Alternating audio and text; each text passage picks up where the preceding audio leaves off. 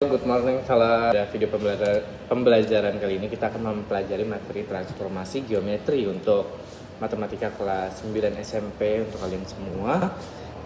Yang pertama-tama, transformasi geometri itu yang kalian tahu apa? Merupakan salah satu materi penting karena berkaitan langsung dengan koordinat, grafik, dan pergerakan bangun datar pada bidang kartesius. Yang slide kedua bisa kalian lihat, dimana setelah mengikuti pembelajaran ini semoga nih kalian bisa mampu menjelaskan pengertian serta jenis-jenis transformasi geometri.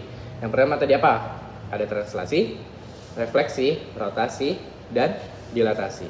Selain itu semoga juga kalian bisa menentukan nih titik-titik hasil transformasi dalam menggambarkan bangun datar, hasil transformasi, serta menyelesaikan soal-soal yang nanti kakak berikan nanti ya. Lanjut pada slide selanjutnya, transformasi geometri ini secara penjelasan merupakan perubahan posisi, arah, atau ukuran sebuah objek pada bidang datar. Objek yang dimaksud dapat berupa titik, garis, kurva, maupun bangun datar nih. Perubahan ini dapat berupa pergeseran, pencerminan, perputaran, dan perbesaran, dan pengecilan, namun tetap mengikuti aturan matematika tertentu. Transformasi geometri ini terdiri dari tadi apa? 4 nih.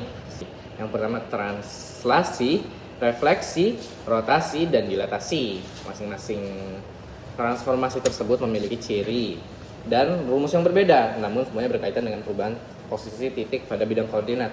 Jadi selain kalian nanti dapat melihat form atau bentuk rumusnya, nanti slide kelima ini translasi nih, pengertian dan rumusnya dulu kakak coba jelaskan. Yang pertama, translasi ini merupakan pergeseran dalam suatu geometri ya, sejauh dan searah tertentu tanpa mengubah bentuk dan ukurannya. Jika sebuah titik A memiliki koordinat X, Y, lalu ditranslasikan sejauh A ke satuan arah horizontal dan B ke satuan arah vertikal. Jadi yang A ini horizontal tadi, yang B vertikal, ke atas atau ke bawah. Maka koordinat bayangan adalah X plus A, Y plus B.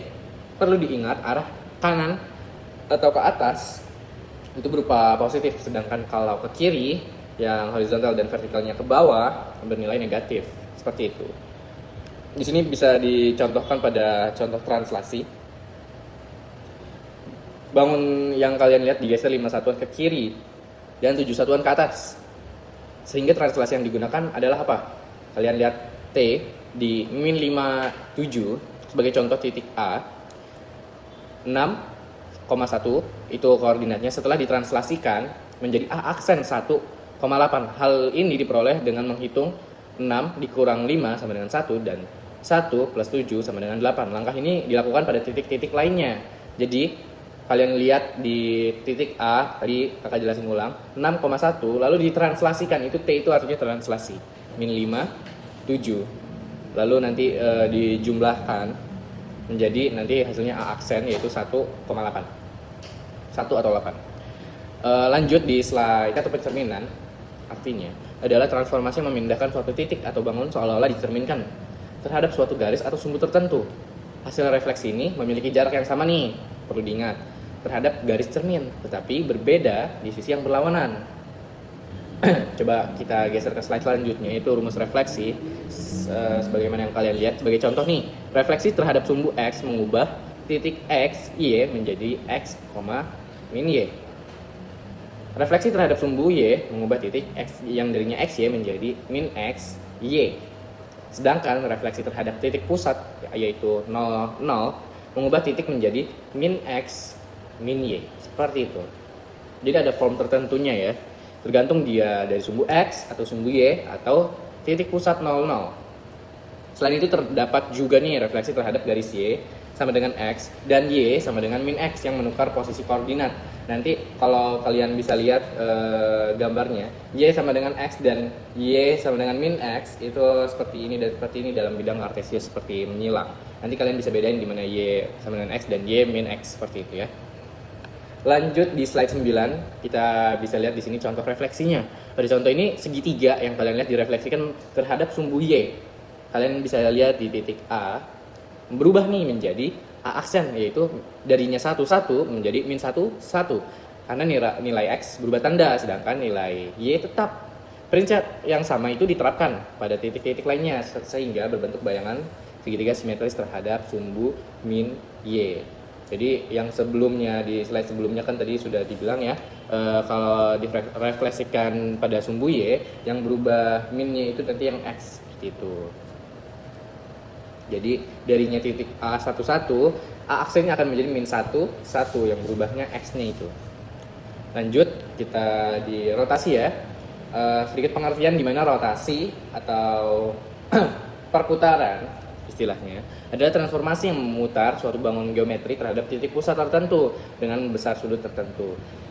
Jika nih ya sudut rotasi bernilai positif, maka perputaran dilakukan berlawanan jarum jam, sedangkan sudut negatif searah jarum jam. Seperti itu yang harus diperhatikan ya.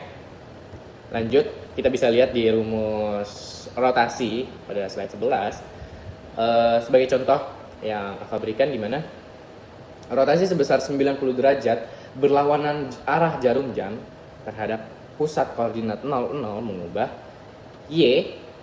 x y menjadi min y x, seperti itu. Rotasi 180 derajat mengubah titik min x min y. Apabila rotasi bukan di 00, maka perhitungan dilakukan memperhatikan koordinat pusat rotasi tersebut. Seperti itu. Sama seperti rotasi ini juga ada formnya. Kalau 90 derajat berlawanan arah atau searah jarum jam sekian yang dirubah X atau Y-nya, itu ada bentuk tersendirinya. Seperti itu. Diputar sebesar 90 derajat berlawanan arah jarum jam terhadap pusat 00. Kalian bisa lihat titik A yang darinya 11 menjadi A aksen min 11, sedangkan B 46 menjadi B aksen min 6,4. Hasil rotasi menunjukkan bahwa bangun berpindah posisi tanpa mengubah bentuk dan ukurannya. Karena di sini kan diputarnya sebesar 90 derajat berlawanan arah jarum jam ya terhadap titik pusat 00. Jadi ini formnya di mana yang dirubah itu apa? Pertama dibalik, darinya XY menjadi min Y X, seperti itu.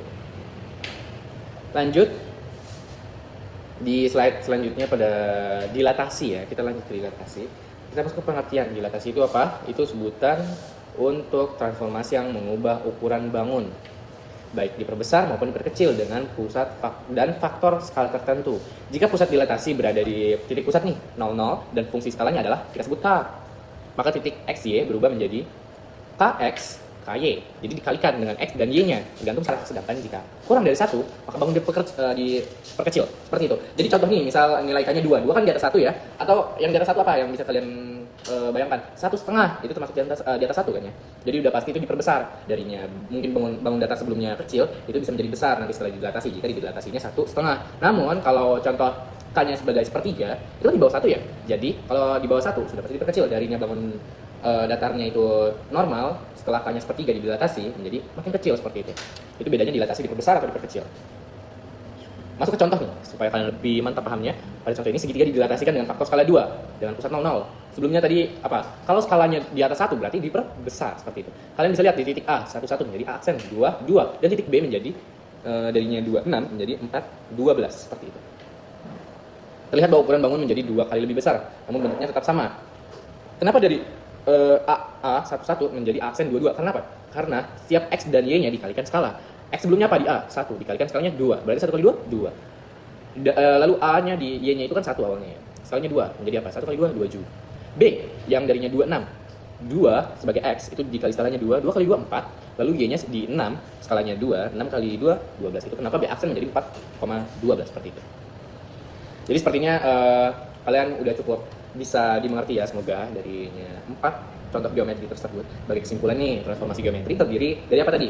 Ayo, kalian coba ingat. Yang pertama translasi, refleksi, rotasi, dan dilatasi. Masing-masing punya aturan dan rumus tersendiri yang sebelumnya kakak jelaskan. Jadi kalian bisa memakai rumus tersebut agar mempermudah kalian. Namun tetap kalian bisa lihat contoh di gambar dalam bidang kartesius ya, sehingga kalian bisa melihat visualisasinya agar lebih paham. Dengan memahami konsep dan contoh-contohnya, kalian akan lebih mudah nih menyelesaikan soal-soal transformasi geometri. Terima kasih sekali sudah menyimak pembelajaran ini, semoga bermanfaat. See you next time.